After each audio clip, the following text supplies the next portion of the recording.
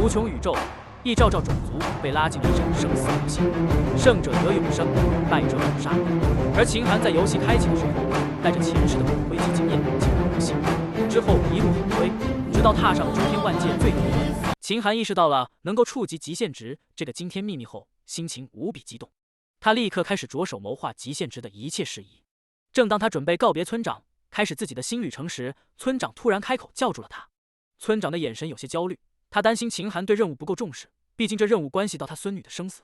村长急忙说道：“秦小哥，请稍等片刻，我还有一些事情要和你商量。”秦寒听到村长的话，略显不耐烦地回头看了一眼，询问道：“还有什么事吗？”他心里想着自己有更重要的事情要做，不想在这里耽搁太久。村长看到秦寒的态度，心中顿时一沉，他怀疑秦寒可能并不把任务当回事，但为了村里的安全，他还是坚持说道：“刚刚你转职之后，我也获得了一些游戏奖励，其中包括5个高级体质增幅令，你看看有没有用？”秦寒接过增幅令，心中有些惊讶。他知道村长获得这些奖励并不容易，这种增幅令对玩家的提升很大，尤其对新手玩家更有帮助。村长解释道：“虽然对我这个村长来说，这些东西并不太有用，但我希望你能好好利用它们。为了救回我的孙女，我只能寄希望于你了。”秦寒听完村长的话，心中感慨万分。他知道自己肩负着重任，但也决心不辜负村长的期望。他郑重地答应道：“村长放心，我一定会全力以赴，尽快救回您的孙女。”村长听到秦寒的承诺，心中稍感安慰。他知道秦寒是个有责任心的人，相信他能够完成这个任务。于是他送别了秦寒，祝愿他一路顺风。秦寒离开祭坛后，立刻将得到的增幅令收好，然后前往商业街。在商业街上，他看到了一个摆着黄金大屏幕的角落，一个光头老板在那里叫卖暗金装备。虽然价格不菲，但秦寒知道那里有他需要的重要物品。正当他准备走向那里时，突然听到身后有人颤抖着声音请求他停下来。秦寒转身一看，发现是李浩、刘狂、李然3人。他们一脸期待地看着秦寒，但双腿却在不停地颤抖。秦寒心中感到疑惑，不知道这3人找他有何事。他决定给他们一点时间，看看他们要说些什么。3人闻言，原本准备好的一番话被直接抛到了九霄云外，他们支吾吞吞，脸上尽是尴尬，不知该如何回应。时间在匆匆流逝，他们只觉得眼看机会溜走。李然急忙开口道：“昨晚真是多谢你的救命之恩。”他伸出手中的32枚银币，这是我们从昨晚那些玩家手中搜集到的装备卖得的钱，我们私下拿了几件穿戴，折算成钱算了进去。李然将银币递给秦寒，眼神里满是诚意。秦寒接过银币，心中暗自称奇，这3人竟然将钱还了回来，虽然数目不大，在新手村也算一笔可观的财富。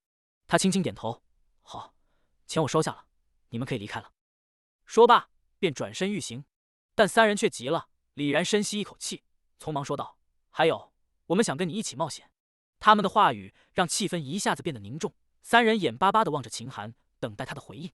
秦寒有些意外，他前世一直独来独往，没有属下，但此生却不同。他要成为诸天之巅，需要考虑到方方面面，包括势力的发展和琐碎任务的处理。虽然他并不需要这点钱，但这3人的态度和行为让他心生好感。昨晚在刘狂遭遇危险时，另外2人冒着生命危险帮助他，或许可以培养他们成为自己的班底。而且村长给了他5个增幅令，这对他来说没有什么用处，但对新手来说是巨大的财富。这3人来投靠，或许正是个好机会。跟我可不是那么容易。秦寒缓和了脸色。李然急忙问：“那需要什么条件？”秦寒反手拿出5枚金币递给李然：“拿这5枚金币，2个小时内给我搜集1000对野牛角，完成了再说。”李然听后大喜过望，这意味着他们有机会。他们立刻表示会尽快完成任务，拉着其他2人匆匆离开。秦寒看着他们的背影消失，露出一丝笑容。这任务并非随便出的，新手期有搜集任务，而第一个完成的人将会获得丰厚的奖励。他要成为诸天顶尖，不能放过任何机会。随后，秦寒走向黄金大屏幕，光头老板一眼就盯上了他。初看装备平平无奇，但仔细一看却非同寻常。这一身装备至少是暗金级，甚至是套装，他是绝对的肥鱼。光头老板邀请秦寒玩抽卡游戏，秦寒笑着答应了。光头老板名叫铁牛，是抽卡商人中最有名的。在这里，玩家可以用金币抽奖，奖品繁多。秦寒心中已有目标，他要得到10倍增幅卡片，这是他冲击新手极限10万点体质的关键。虽然现在他没有10万金币，但只要消费100金币就能获得抽奖机器，随时随地进行抽奖。这也是他此次来的目的。秦寒站在抽奖屏幕前，心情平静地抽出100金币，仿佛毫不在意，却引起了老板铁牛的震惊。铁牛难以置信地看着手中的100金币，对于他来说，这可是一个惊人的数字。对于一个新手村来说，能够拿出这么多金币的人实在太罕见了。秦寒毫不解释，直接将金币递给了铁牛。这突如其来的慷慨让铁牛瞬间认识到了他的身份，他便是世界通告上出现频率最高的大佬之一。铁牛兴奋地接过金币，两人完成了交易。然后铁牛立即指着抽奖按钮，邀请秦寒开始摇奖。秦寒决定自己动手，走到抽奖机前，轻轻按下按钮，大屏幕开始旋转，发出叮叮叮的声音。不久，一个金光闪闪的物件被抽出，是暗金骑士剑碎片。这让铁牛赞叹秦寒的运气逆天，但秦寒心知肚明，这只是抽出的第一块碎片，后面的几块要抽到就困难多了。秦寒继续点击按钮，陆续抽出了一些物品，包括一些低级装备和几块暗金大件的碎片。但他知道抽奖的概率是逐次递增的，后面的物品要抽到就更难了。最终100金币抽完后，秦寒只得到了几件蓝色装备和一些垃圾物品，整体中奖率让人啧舌。铁牛看到结果，遗憾地表示差了7个碎片就能得到完整的暗金级长剑。尽管他劝说秦寒再多抽几次，但秦寒却婉拒了，称自己有事要走。铁牛急忙挽留，但秦寒毅然离去，铁牛只好郁闷地看着他的背影。秦寒拿着抽卡机器微笑着离开，这个机器能让他随时随地抽卡，省去了浪费时间的跑动。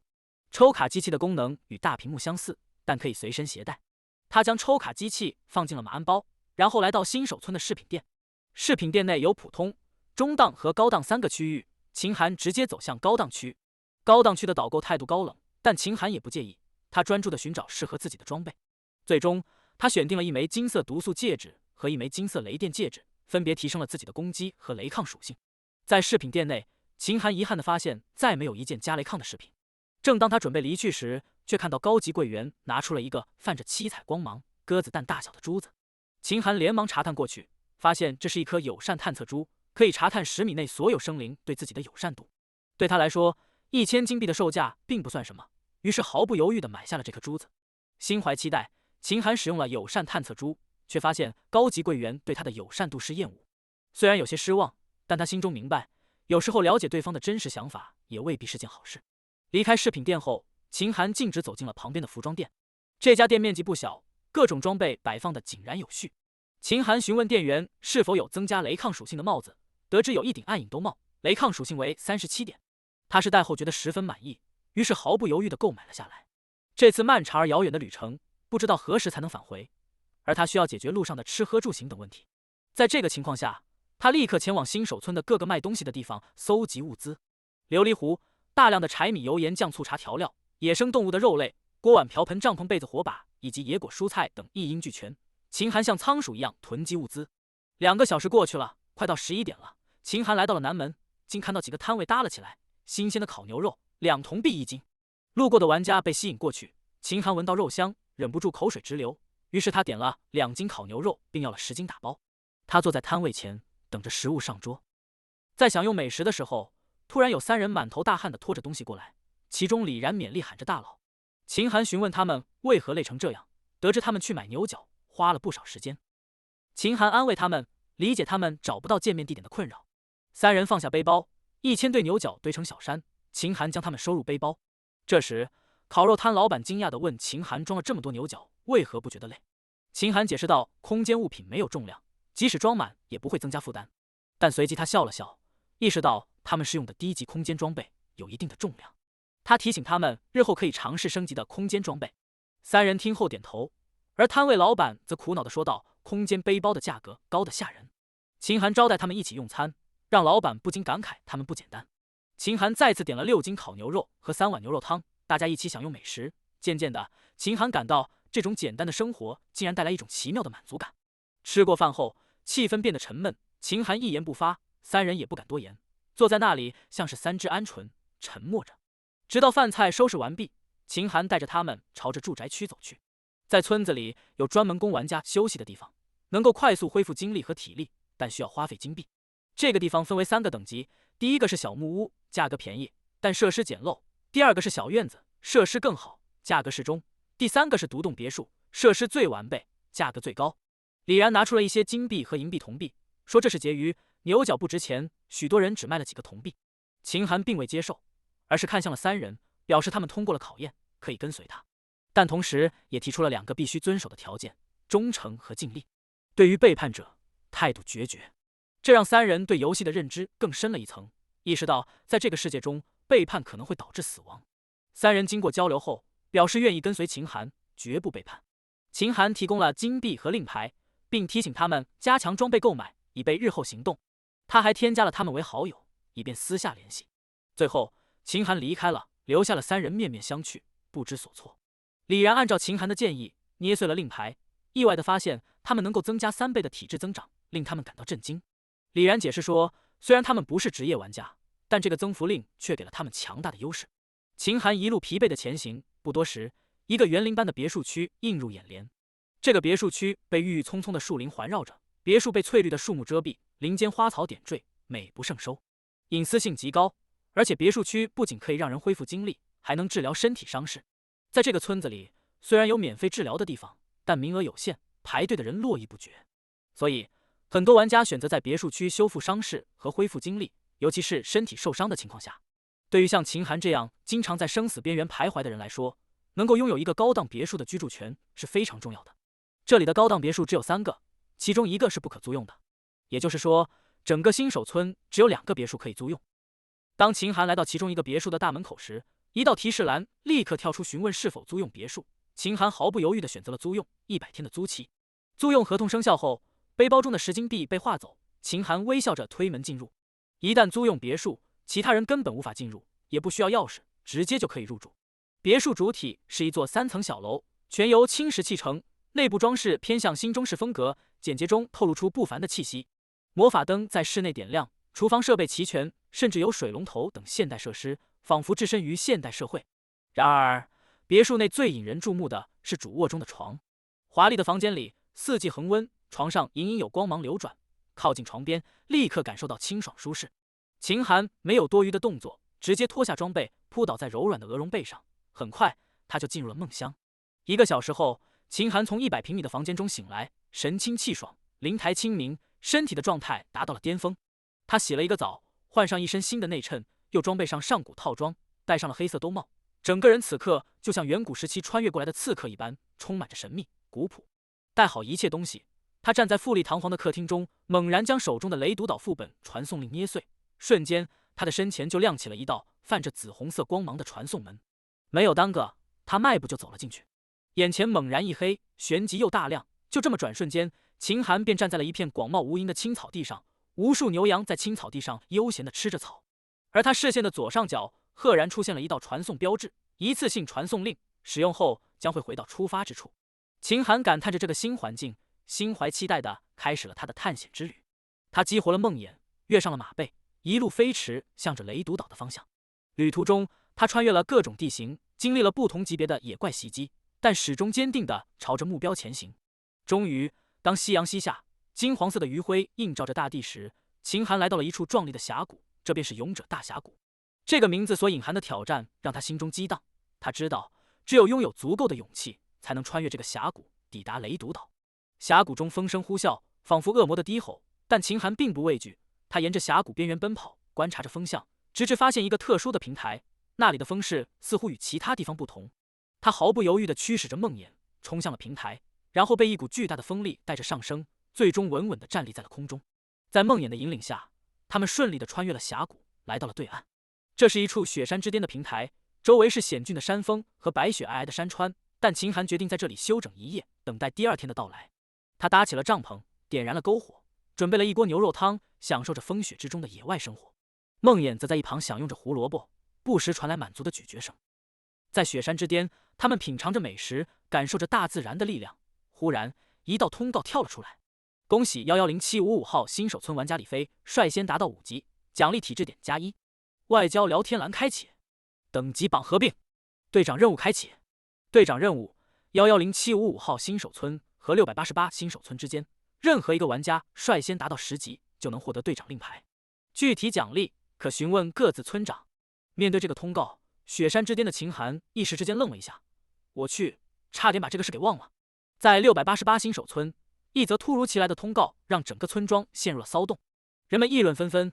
110-755号新手村是什么情况？为什么他们的消息会传到我们这里？在这兴奋与疑惑的氛围中，刘露给出了一种解释：这可能是一个信号。永生游戏一直在强调万族争雄与妖兽搏斗，也就是说，我们来到这里不仅要杀怪升级，还要面对来自诸天万界的未知敌人。他们开始担心110-755号新手村可能就是他们要面对的第一个敌人。对于这种突如其来的变故，人们感到焦虑。难道我们要和他们对抗吗？刘露的回答并不令人乐观。估计是的。这种不确定性让人们感到害怕，特别是那些连只鸡都没杀过的新手，他们担心自己是否能胜利。在悲观情绪的蔓延下，有人担忧道：如果我们失败了，会怎么样？他们会杀了我们吗？刘露也陷入了沉思，他无法给出确切的答案。在他们眼中，敌人似乎拥有更高的等级和实力，这使得他们感到无助和恐惧。在古墓3层，李然3人并不受这种情绪的影响。虽然他们知道敌人可能强大，但他们相信自己的实力。他们合力击杀怪物，轻松应对着挑战，甚至连聊天栏中的悲观情绪都无法影响到他们。他们相信，随着时间的推移，他们的实力会越来越强大。到了真正开战的时候，他们将能够应对一切挑战。然而，在外交聊天栏中，红色字体的话语却充满了傲慢和挑衅：“你们的等级差的有点多啊！”688号村子数字还挺小的，但等级榜上却一点都不出彩。对方甚至开始羞辱688号村子的玩家，让人们感到愤怒和挫败。面对对方的挑衅，李然3人无法忍受。他们在外交聊天区回击道：“你们的素质真是低劣！”他们毫不畏惧地表达自己的态度，让688号村子的玩家们感到振奋和欣慰。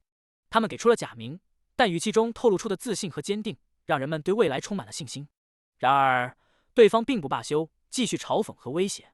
林动更是自称为紫阳府林家少主，威胁要将688号村子的玩家杀个干干净净。他的话语充满了寒意，让人们感到恐惧和不安。尽管如此，李然3人并没有退缩，他们继续表达自己的立场，让人们感到振奋和鼓舞。他们的自信和勇气让688号村子的玩家们对未来充满了希望和信心。在这场紧张的对峙中，秦寒静静地站在山顶，目睹着一切。他并没有参与到外交聊天中，而是专心准备着自己的计划。对于他来说，队长令才是最重要的，只有获得了队长称号，才能够进行游戏爵位的竞争。爵位对他来说意义重大，这是他势在必得的目标。秦寒回忆起了上一世的经历，那个叫李飞的玩家花了7天时间才勉强升到10级，现在还有5天时间。秦寒轻声自语，眉头微蹙。然而时局异变，我不能奢望历史会完全重演。秦寒轻轻一笑，眼中闪烁着果断的光芒。这个世界中掀起的一阵蝴蝶效应，或许能让对手提前升级到10级。他深吸一口气，坚定地下了决心。所以，我只能给自己留下3天的时间。秦寒紧紧咬着牙关，3天之内，我必须挣够10万金币，然后抽取增幅卡。帐篷内篝火发出微弱的光亮，映照着秦寒那张决然的面庞。他缩进睡袋，闭上双眼。一夜无话。次日天蒙蒙亮，雪停了，空气里的寒意似乎更加逼人。秦寒将帐篷收进空间背包之中，用雪水洗了一把脸，吃了一颗红蛇果后，骑上了梦魇，朝着下山的崎岖小路一跃而下。他的身影在悬崖峭壁上跳跃，小心穿梭在雪怪的包夹中。突然，一个拳头大小的雪球狠狠砸中秦寒的后背，让他差点翻下马来。此时，游戏系统的提示音响起：你受到雪怪攻击，血量100，冰冷伤害减10。秦寒冻得直打哆嗦，但还是勉力指挥着梦魇继续往下冲。在狭小的环境中，秦寒接连被击中，但梦魇的存在让他有惊无险地度过了这段路程。10分钟后，他终于下了山峰，面前是一片冰原，一望无际。他命令梦魇加速，直冲雷毒岛方向而去。1个小时后，他来到一个烟波浩渺的大湖前，湖水中闪烁着浅紫色的电弧，这就是雷毒岛外围的屏障，蕴藏着无数雷怪。秦寒骑着梦魇踏进湖面，梦魇的蹄子延伸出一团白色能量，让他在水上行进如履平地。然而，一旦梦魇蹄子踏入湖内，雷元素便源源不断地汇集过来，形成了一道浅紫色的电弧立场，笼罩着他们。但秦寒的身体抵御着电流的冲击，他心想着要突破这屏障。正当他前进时，无数雷怪窜出湖水，想要袭击他们，但梦魇的速度让他们无法触及。秦寒则用式神功射击着雷怪，雷怪的抵抗虽强，但在秦寒的攻击下，他们的血量迅速下降。最终，秦寒击杀了一只雷怪，得到了经验奖励。他并没有选择升级，而是继续前进。然而，更多的雷怪包围了他们，从4面8方涌来。秦寒嘴角一勾，骑着梦魇巧妙地摆脱了包围圈，急速往岛内航去。望山跑死马，这雷毒岛虽近在咫尺，实践证明却非易事。即使以梦魇的速度，也耗费了足足半小时才抵达岛边。雷毒岛上参天大树，散发着一股原始野蛮的气息。秦寒正准备找个适合登岸的地方，突然一声锐利的鹰啼自上空响起，庞大的倒影如洪荒巨兽般从水面掠过。抬眼望去，见天空中展翅20米的黄金巨鹰，冷眼盯着他，仿佛将他视为猎物。居然是黄金鹰，我的运气真好！黄金鹰，20级精英怪物，血量近50万，性格孤傲。相传居住在悬崖峭壁上，巢穴中珍藏着黄金珠宝，而且黄金鹰爆金币的概率远高于其他怪物。秦寒心头一热，拿出是神弓，准备射击。黄金鹰俯冲而下，视他为晚餐的猎物。然而秦寒一箭射中其右翼骨架，造成微弱伤害，惹得黄金鹰得意洋洋。黄金鹰抗毒能力极强，对元素伤害几乎不受影响。而秦寒的攻击虽然微弱，却让黄金鹰感到恼火。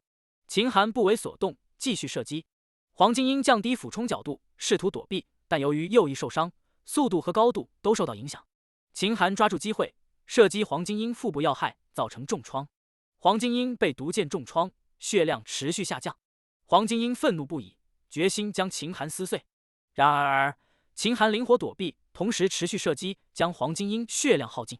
黄金鹰在痛苦和愤怒中犹豫了片刻，最终选择逃离。秦寒乘骑梦魇跟随其后。啪嗒，梦魇纵身一跃，跳到了岛上的土地上。丛林茂密的岛上笼罩着淡淡的雾气，还没走几步，秦寒就闻到了一股若有若无的香味，脑袋瞬间变得有些昏沉，脚步也有些踉跄。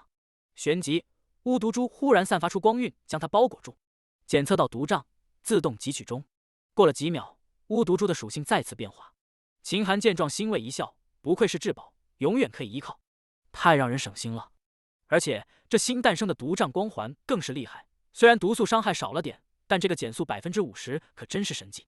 黄金鹰掠过几处小树林，往远处群山飞去，秦寒紧随其后。时间逐渐过去，黄金鹰来到一处陡峭悬崖峭壁上，这里有他的巢穴。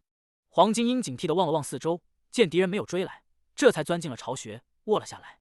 秦寒深深叹气，在洞口自语。洞内环境虽然不小，但对黄金鹰庞大的身躯来说，则是小得可怜，唯一的出路就是门口。然而黄金鹰突然发现了他的存在，愤怒地冲向秦寒。秦寒准备好了，他迅速拉开长弓，对准黄金鹰的要害射箭。秦寒全神贯注，运指如飞，一箭箭朝着黄金鹰要害攻去。黄金鹰本来血量就见底了，还未等他冲到门口，庞大的身躯便轰然倒地，爆出金币的声音响彻在秦寒的耳边。你击杀了精英怪物黄金鹰，经验值加19562点。与此同时，688新手区还有110755号新手村的聊天栏同时跳出了一则通告：恭喜玩家秦寒首杀精英怪物黄金鹰，奖励体质加1。由于秦寒是第一个击杀精英怪物的玩家，额外奖励体质加1。